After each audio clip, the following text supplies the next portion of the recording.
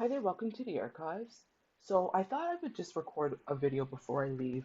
Um, I was gonna have an art night tonight, so I thought I would share Sarasvati, who is the Hindu goddess of learning and the arts. I've been talking today. Earlier I recorded some videos. I was talking about learning and the importance of humility with learning and being okay with asking questions and stuff, right? So I thought that I would just do Sarasvati. So this is a Hindu goddess of learning and the arts. Sarasvati is one of the oldest and most important goddesses in the Hindu religion. She represents wisdom, speech, music, art, inspiration, and apparently she invented the Sanskrit, which is a language that is at the very heart of the Hindu faith, according to this book. Oh, I didn't show you her image. So this is Sarasvati's image. Okay. So she's connected to the god of creation. So within the Hindu culture, the god of creation is Brahma. So remember, we've been learning the different gods and goddesses of different creations. We learned about Mawu, which is the god of creation, and within West African traditions. Here in India, among the Hindus, Sarasvati is said to be connected to Brahma, who is the god of creation.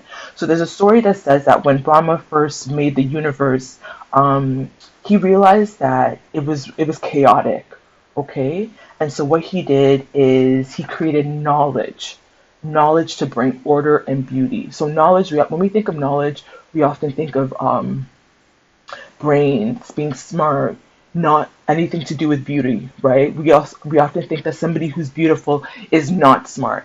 Here, wisdom and knowledge was brought in to bring order and beauty. So Sarasvati is a physical form of knowledge, is what the book says here. And she came through his mouth, and immediately she began telling Brahma how to make the moon, the sun, the stars. So within the Hindu tradition, it said that she was the one to create the sun, the moon, and all of that, right? So together, again, we see the duality, masculine and feminine coming together. Brahma, the god, the male, Sarasvati, the female, coming together to create the ocean, the mountains, all of the different changing seasons, okay? And so from earlier times, this is from over 2,000 years old. You have to remember that Hinduism is older than Buddhism, is older than Christianity, is older than Islam, right? Hinduism was there before all of these other religions. And so Sarasvati is connected with the powerful ancient river. And so there's stories that the goddess took the characteristics of a mighty flood, right? There was a huge flood, the water was just chaotic, there was a snorting like a boar. Boars are like, I remember boars from, they're like kind of like pigs, is my understanding. Like a hog. Is that what a boar is? I should look that up. I don't have time because I'm running late. But um, and so basically, she burst down the sides of the mountains, which met the ocean, and it was full of life, right? So, like a river that gives life to those that respect it. Basically, it says that the goddess can provide everything from a newborn baby to gifts of knowledge. This is similar to Mami Wata within West African traditions, or even Oshun. Oshun is literally the spirit, the river spirit, right? So very similar to Oshun. She'll flood you if you cross her the wrong way, but if you respect her, then she'll bring you life, including babies and gifts of knowledge.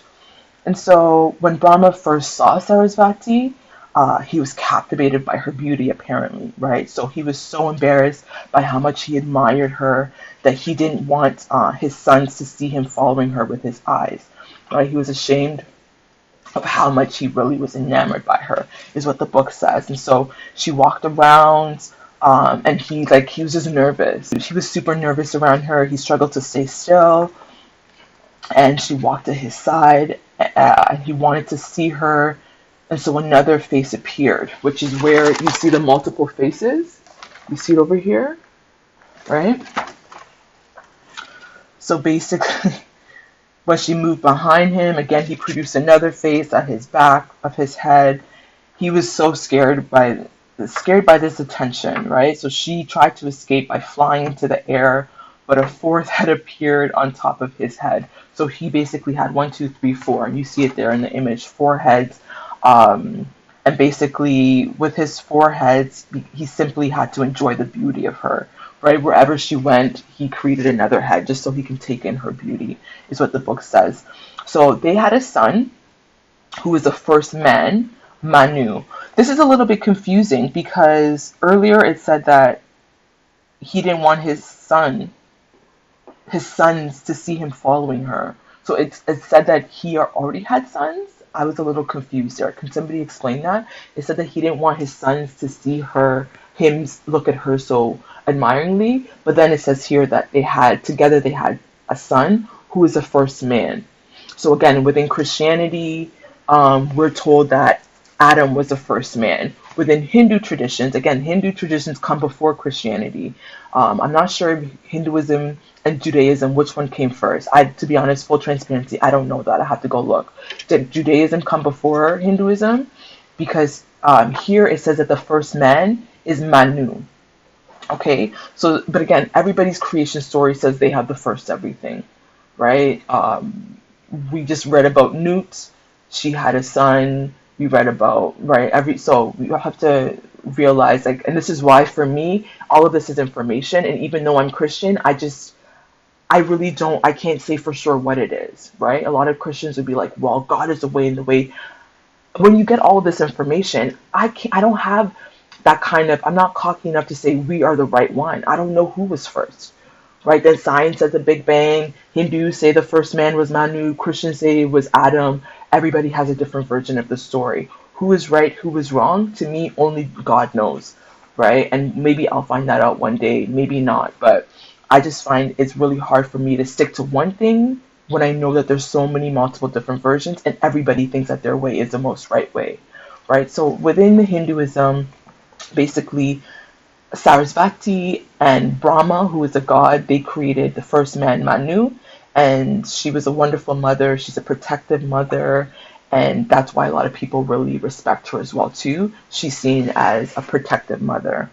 And so basically in the springtime, there's a festival in India where worshippers wear yellow, and children are taught to write for the first time. People pray to her for blessings on books, and there are different musical instruments, especially before exams. So within Hinduism, if you have an exam, if you're studying, if you want to learn, if you're applying to something, I think people will turn to Sarasvati. And so basically, sometimes she's described as a cow. Again, in India, within the Hindus, cows are very sacred, right?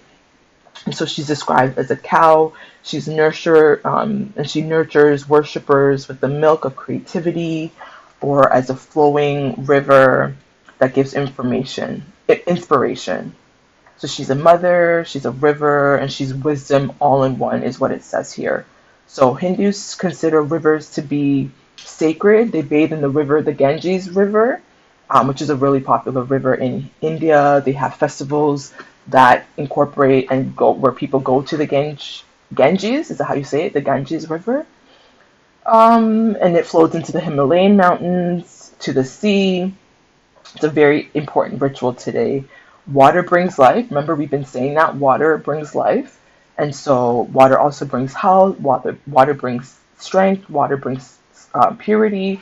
And so she's connected to all of these things, right? If you pray to her, she will deliver your gifts, especially if you are in the arts.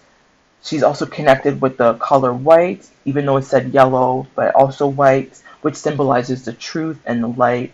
And she's often accompanied by other white things like royal goose and lotus flowers. Okay, so Sarasvati, she's incredibly beautiful. Apparently she has 4 arms. So you can see her here with the 4 arms. Okay. To play a musical instrument, the veena, is that how you say it? The veena, while the others hold an ancient Hindu stories and beads for praying. And you see that again here. So she's elegant, she's wise, she is mother of the arts and wisdom. She's also very complex and she inspires Hindus across the world to create, to think, and to write. So this is Sarasvati.